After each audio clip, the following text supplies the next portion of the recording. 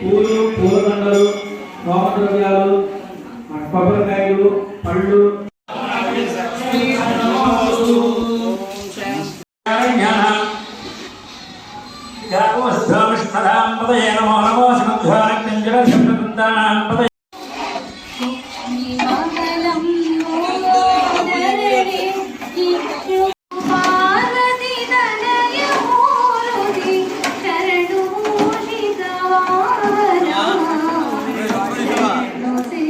Video చేస్తున్నాం.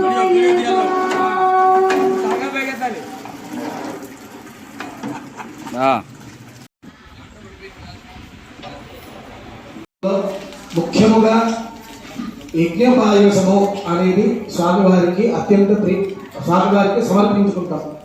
ఈ సమర్పించుకోవడంలో ఎందుకని యజ్ఞపాయసము మనం సమర్పించుకోవాలి అంటే, మనం సోమయాగాది క్రతువులు చేసినప్పుడు అక్కడ కూడా ఇట్లానే యజ్ఞపాయసం అనేది ఒకటి జరుగుతుంది. ఈ పాలు, తర్వాత బియ్యము, బెల్లము మొదలగు అమృతమైనటువంటి ద్రవ పదార్థాలు ఏమి అమృతం ఎట్లా అయితే గొప్పదో అట్లానే ఇందులో వేసేటువంటి ఘృతం, నెయ్యి, బియ్యము, కొత్త బియ్యం అన్నమాట. ఈ సంవత్సరము పండిన పంటతో చేసేటువంటి బియ్యము, అట్లానే పాలు, గోక్షీరము అన్నీ కూడా చాలా పరమ పవిత్రమైనటువంటివి.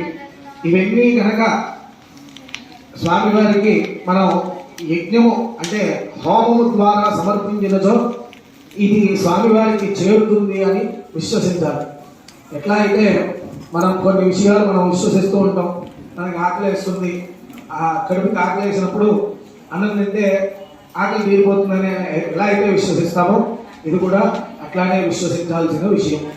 కాబట్టి అందరూ కూడా ఈ కార్యక్రమంలో పాల్గొనేటువంటి దంపతులందరూ కూడా సత్సంతానవంతులై వంశాభివృద్ధి కలిగి వారందరూ కూడా మరలా ఈ సంవత్సరం వచ్చే సంవత్సరం ఈ పాటికి వల్ల అందరూ కూడా సత్సంతానవంతులయ్యి ఈ దేవాలయానికి వచ్చి వారు కోరుకున్న కోరికలన్నీ నెరవేరి స్వామివారి కృపకు పాత్రలు కావాల్సిందిగా, స్వామివారి అనుగ్రహం లభించవలసిందిగా కోరుచున్నాం.